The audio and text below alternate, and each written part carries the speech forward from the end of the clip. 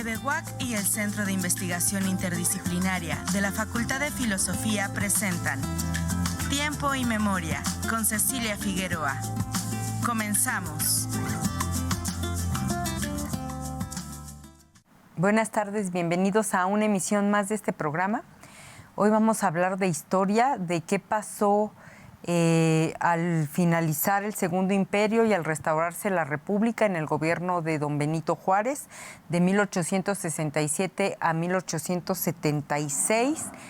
Y vamos a hablar de cómo los lugares que eran de templos, conventos, es decir, de la iglesia, cómo se convierten en espacios públicos, cómo el discurso cambia y cómo el Estado mexicano trata de introyectar este nacionalismo y esta identidad que por carecer de ello durante toda la primera mitad del siglo XIX sufrimos azonadas golpes de Estado, invasiones, intervenciones extranjeras, etcétera. Y para ello nos acompaña la maestra en estudios históricos y quien coordina el área de educación continua en la Facultad de Filosofía, la maestra Frida Zarete Orozco. Hola Frida, muchas gracias por acompañarnos. Muchas gracias, maestra, por la invitación y por invitarme a platicar un poco de este tema. No, gracias a ti. Tú eres de Morelia y haces una tesis de maestría de Morelia, pero finalmente este proceso nacional de reconstrucción ante la derrota del Segundo Imperio y la restauración de la República, pues digamos que en varios espacios del país fueron los mismos, ¿no? Y en Morelia tú das cuenta en este trabajo de investigación de cómo se reutilizan los espacios públicos y cómo a través de discursos, canciones, composiciones en verso, en prosa, etcétera, se va introyectando en los ciudadanos como estos nuevos valores republicanos. Platícanos, por favor. Claro, pues sí, se trató de una investigación que pretende rescatar pues un poco este esfuerzo después de la turbulencia política que implicó el siglo XIX y la construcción del Estado Nacional. El asunto de los espacios públicos resulta significativo en el sentido de que desde el antiguo régimen se ha considerado los espacios de esparcimiento muy importantes, ¿no? En el siglo XVIII, con las reformas borbónicas, estos primeros esfuerzos por parte del rey de aumentar su presencia en el espacio, en los espacios públicos, en los paseos, las plazas, fue importante, incluso en las celebraciones cívicas, digamos, o más bien hablando un poco de las celebraciones de coronación, de cumpleaños de los reyes, etcétera, se empezó a tener una mayor presencia de la autoridad, en este caso de la corona, en el espacio, ¿no? Entonces, desde muy temprano, desde iniciado el movimiento insurgente, se reconoció la importancia de estos espacios, pero en un principio aprovechado por la presencia de las corporaciones, ¿no? La iglesia, los militares, pero sobre todo la corporación religiosa, pues tenía mucha presencia, pues era la reguladora de las actividades sociales, ¿no? Todo se daba alrededor de la vida de la iglesia. Lo militar se anunciaba a través de las campanadas. Existía una relación muy cercana que fue aprovechada en un primer momento para identificar el espacio y construir una idea de nación.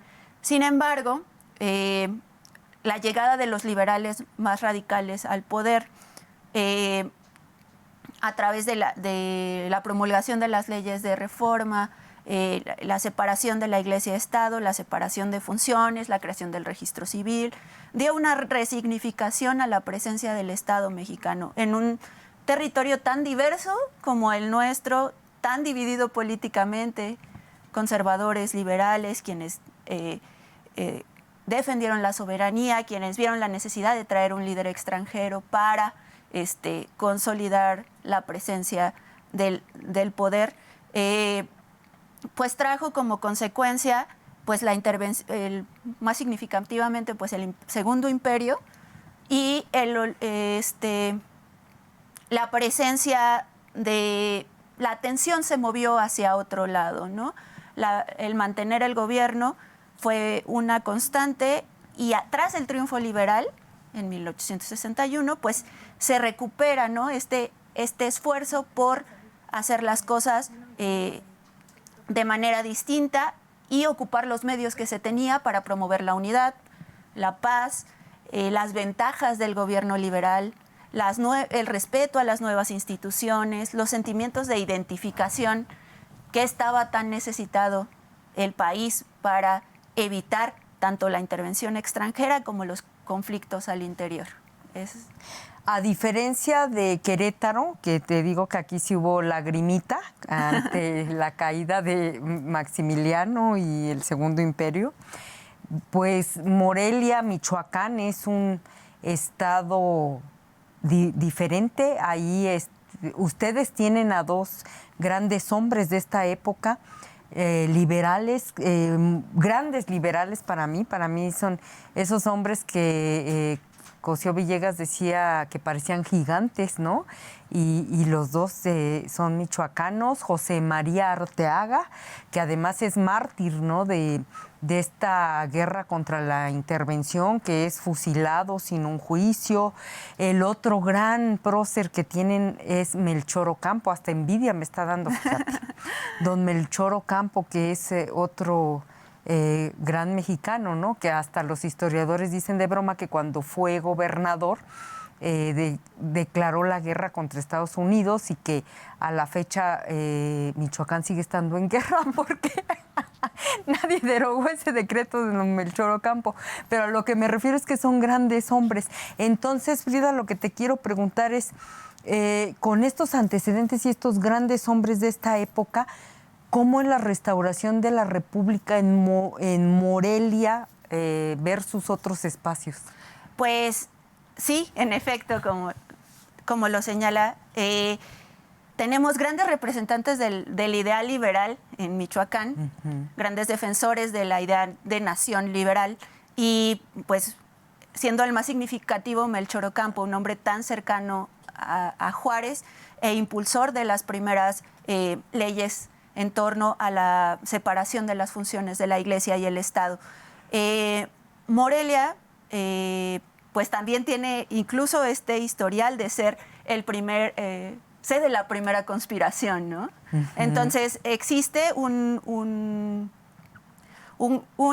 gran comunicación entre los hombres políticos en Michoacán en torno a la soberanía del país y en particular una vez el triunfo que se llevó a cabo, el triunfo de la República, nuevamente, se empezaron una serie de acciones.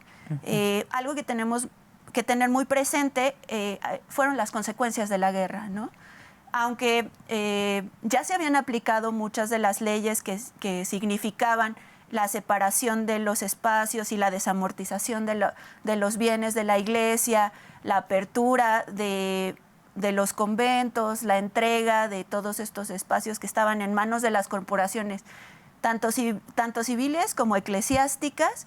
En Morelia empezó un proyecto para aperturar los espacios. Empezaron a tirar bardas, como sucedió acá, varios de las capillas desaparecieron. Se empezó un trazo distinto de las calles, se empezó un proceso de sustitución de los nombres de los espacios, ¿no? ¿Me dejas hacer aquí un paréntesis para los televidentes? Claro. Entre 1800, que es 61 cuando acaba la Guerra de Reforma, ¿verdad? Ajá, sí. Y 62, que es cuando empieza la intervención y entonces ahí se acaba la Reforma. Lo que la maestra Frida está explicando es cómo en este lapso se va secularizando y se va dividiendo el Estado con la Iglesia, se va separando. Ya nos había dicho, se crea el registro civil porque antes la administración de los nacimientos, de los matrimonios y de las defunciones era algo, una facultad que solo tenía la Iglesia Católica. Entonces se crea el registro civil para hacer este contrapeso, se secularizan los cementerios. Recordemos que antes la gente se enterraba pues en el atrio de las iglesias, ¿no? Que era pues bastante antihigiénico, y ahora el Estado mexicano empieza a crear cementerios porque también hay todo un problema.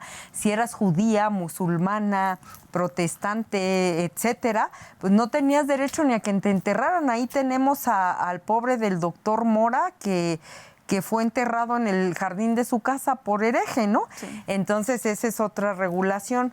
¿Qué otra cosa? Hablabas de la ley de desamortización, que consiste en que el Estado, la Iglesia Católica posee más de la mitad de la propiedad raíz o de las propiedades, y entonces el Estado dice, basta, hay que ponerlas a vender, y el Estado se queda con una parte de ese impuesto, y entonces el capital empieza a circular porque era bienes de manos muertas, o sea, ahí parados, ¿no? Y luego la ley de nacionalización, que también se da en este contexto, que consiste en que el Estado mexicano se apropia de los bienes que pertenecían a los conventos y a los templos, que son, como tú decías, pues no sé si secularizados, pero a las monjas les dicen, órale, a trabajar fuera, ¿no? Y entonces no pueden estar en claustro rezando todo el día, órale, a trabajar, y las echan, ¿no? Igual a los monjes. Y entonces este es el contexto, y ahora sí, disculpa que te interrumpí. Ahora. Pues complementando un poco lo que comentaba maestra, también está el asunto de las obras de beneficencia, todas estaban en manos de la Iglesia, hospitales, también hay que tener claro que los fueros políticos, o sea, la protección de no ser juzgados de la misma manera que un ciudadano o que una persona no perteneciente, tanto para militares como para clérigos, el asunto de las cajas de comunidad, o sea, los privilegios de las comunidades indígenas también se vieron alteradas. Entonces fue un proceso de transformación muy significativo de organización política y de creación de instituciones que cimbró a todos los estados de la nación mexicana. Entonces, en este particular del espacio público, pues fue un asunto en el que en los espacios públicos se hacían kermeses, fiestas de santos, procesiones, etcétera, ¿no? Entonces, justo en este intento, en particular el gobierno de Morelia, y sé que se replicó pues así a lo largo del territorio nacional, comenzó un proceso de disminuir y reglamentar este tipo de actividades. En los primeros decretos del gobierno liberal se prohíben los cultos fuera de los espacios, pero también se promueve la libertad de culto, ¿no? Por un lado, la Iglesia ya no puede hacer ninguna actividad religiosa fuera de los espacios designados para ella, sin un previo permiso, y por el otro se declara la libertad de culto. Detallitos como deja de curarte la Constitución por Dios, etcétera, ¿no? Entonces, poco a poco se va mermando el poder de la Iglesia. Claro que Morelia, al ser cuna, como lo platicábamos, de grandes liberales, eso no la libró de tener resistencia, ¿no? Las prácticas sociales generaron resistencia. Entonces, y las amenazas que el clero lanzaba a sus miembros, había diputados o miembros de los ayuntamientos que no querían jurar la Constitución porque eran excomulgados. Entonces, esta resistencia se presentó también en el Ayuntamiento de Morelia, pero eso no mermó la actividad liberal. Una cosa que sí dificultó un poco el aumento de esta presencia, porque de pronto nosotros asociamos los espacios públicos con la historia de bronce, las estatuas, los kioscos, y esto no se da hasta finales del siglo XIX, principios del XX. Es una etapa de recuperación posguerra. Entonces los presupuestos y el erario público está muy mermado y hay otras necesidades más apremiantes. Seguridad, salubridad en las ciudades, hacer las calles transitables. Remover los escombros, ¿no? Que le Exacto. causó tantos años de guerra. Antes de embellecer las ciudades está arreglarlas para cañerías, puentes. Hay necesidades más apremiantes que un espacio público como tal, pensando un poco en las plazas, en plazas públicas como principal centro de reunión, jardines, etcétera. Entonces, ¿qué hace el gobierno municipal de Morelia? Primero, recurre a los propios vecinos de la ciudad, pidiendo donativos para poder mejorar plazas y jardines.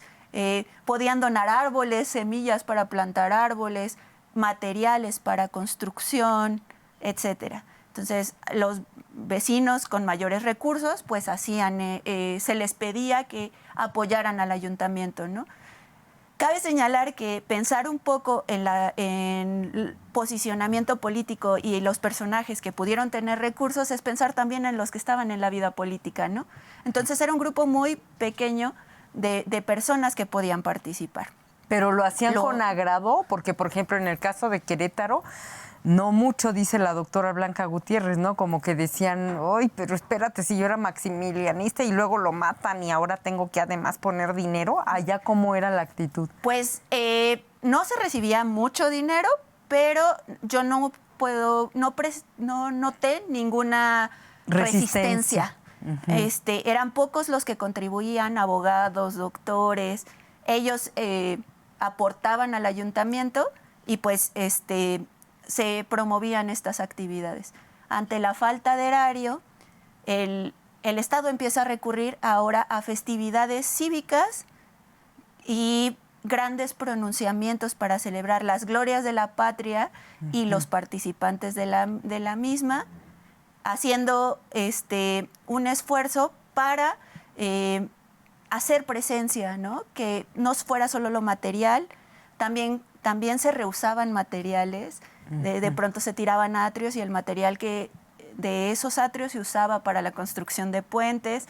Existieron varias alternativas para diversificar el uso y disminuir la presencia del clero. Pero fíjate qué interesante aquí. Bueno, quizá los televidentes no sepan que los templos, esto lo podemos ver en pueblos de México en donde no hubo reforma. De hecho, todavía hay pueblos, no sé si te ha tocado, que entras a la iglesia y el atrio es un panteón y dices, espérame, aquí no pasó la reforma liberal. O, por ejemplo, lugares donde la parroquia todavía tiene una barda atrial, que la divide del mundo, ¿no? Y entonces a lo que tú te estás refiriendo es que eso se prohíbe con la reforma liberal, específicamente ya después, cuando triunfa al restaurarse la República, 1867, y entonces sí, ¡pum!, se tiran bardas atriales, porque se trata de que esos sean espacios públicos y dices que esos piedras o materiales ya se utilizan para puentes públicos, es decir, para obras públicas, pues. Así ¿verdad? es, para tapar baches, para construir cañerías, para desagües. Son reutilizados los materiales ante la falta de un presupuesto asignado para eso, ¿no? Se empieza a buscar la inversión para la creación de empresas, de fábricas en la ciudad también, para echar adelante y garantizar la mejora de las condiciones de vida de la ciudadanía, al mismo tiempo de promover el respeto a las instituciones. Un asunto importante pues es el hecho de que la iglesia ocupaba toda la actividad, ¿no? Todo giraba en torno a la actividad religiosa. Y las instituciones, hasta el hecho de ir a registrar un nacimiento, de ir a registrar una defunción, provocaba un choque entre la población de decir, pues mi fe y lo que dice el Estado. Pues si acá me están amenazando por ir a registrar a mi difunto, o me están obligando a llevarlo a un lugar alejado en donde el aire esté en mejores condiciones, en donde se tenga más control sobre la profundidad en que se entierra un cuerpo, etcétera, hace que la gente empiece a dudar sobre la autoridad y a no respetar, a hacer lo que está acostumbrada a hacer, ¿no? Entonces, poco a poco se trata de ir poniendo la autoridad del Estado cada vez más presente en todas las oportunidades que hubiera. Debió ser un choque cultural terrible, ¿no? Hablabas del antiguo régimen, que es un concepto muy de historiador, pero a ver, tú me corriges si no estoy haciendo bien la traducción. Nosotros heredamos, cuando llegan los españoles, una cultura que está como, pues sí, anclada en la Edad Media, ¿no? Porque digamos que España no era como de lo más avanzado, ¿no? Entonces, aunque ya la mayor parte de Europa estaba instalada en el Renacimiento, España todavía estaba ahí en la Edad Media con todo lo que esto implica, y entonces vienen, y antiguo régimen implica esa, pues sí, esa Edad Media acá, trasladada acá, y ¡pum!, de pronto hay que ser liberal, y entonces ya no se tiene una concepción de la colectividad en donde Dios esté en medio, sino del individuo. Y entonces ya no todo gira en torno a Dios, a la iglesia, ¿verdad? Y ahora el Estado mexicano es el que manda, y eso debió ser un choque terrible. Imagínate pensar que el viático, ¿no? Que cuando iba el sacerdote a dar los santos óleos a algún hospital, casa, etcétera, salía lo que le llamaban el viático, que es el Santísimo, y entonces era toda una procesión, ¿no? Y entonces la gente que iba pasando tenía que hincarse, porque si no así te iba. Y de pronto el Estado liberal, y de pronto ya hincarse era lo que era un delito, y te llevaban al bote por hincarte porque no debía de salir el viático. Entonces, imagínate qué terrible para la gente, ¿no? Sí, debió ser un choque muy, muy significativo, porque fue una transformación paulatina, pero necesaria, ¿no? En el sentido de la organización política. En el principio, con las instituciones del Estado se ligaban a la Iglesia, ¿no? Como parte de consolidarse y que fueran identificadas. En una solemnidad todo está planeado, cada espacio, cada posición, cada recorrido asigna un lugar y una jerarquía. Y en ese momento, cuando se alcanza la independencia, todo acto cívico implicaba una misa previa, ¿no? El Te Deum, ¿no? Así es, con ¿no? el que se legitimaba el virrey, el ayuntamiento, Todo se legitimaba a través de la iglesia. Entonces, pues sí, fue un movimiento significativo y pues algo que les llevó mucho tiempo construir a los liberales, ¿no? Identificar las instituciones, ver los beneficios del Estado Nacional, los beneficios del federalismo, la representación, la soberanía, la paz tan ansiada por la gente después de tantos años de guerra, ¿no? Y finalmente, Frida, ¿qué tipo de discursos, canciones, pronunciamientos vemos en estos archivos que tú revisas para el caso específico de Morelia? Pues es muy bonito poder acceder a estos discursos. Los oradores, era un proceso muy interesante que implicaba la selección de un orador, de un artista de las letras, para armar una poesía o una prosa que resaltara los valores los mismos: la unidad, la paz, el amor a la patria, muchas relaciones entre la maternidad y la patria, los valores que representaban los héroes, las figuras de Hidalgo, de Morelos, de Juárez, etcétera, fueron resaltadas en estos discursos que después, aparte de ser pronunciados en el momento, se reproducían en la prensa y se leían en un espacio abierto, ¿no? Para que la gente los escuchara y los asimilara. Ok, pues finalmente yo sí quiero presumirte que el paréntesis donde fuimos liberales en Querétaro, es decir, el gobernador que promulgó todas estas leyes de secularización, adivina quién fue, pues nada menos que don José María Arteaga.